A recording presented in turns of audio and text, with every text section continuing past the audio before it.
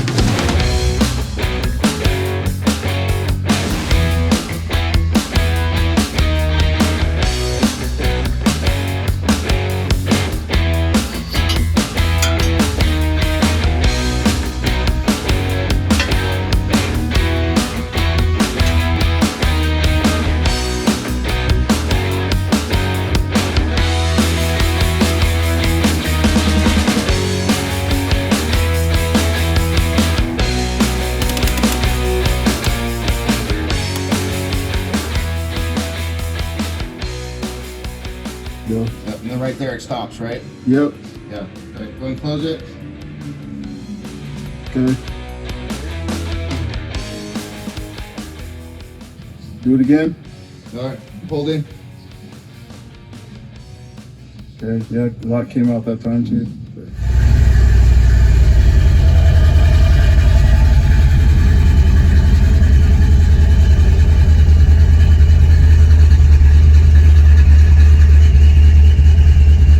Be right back.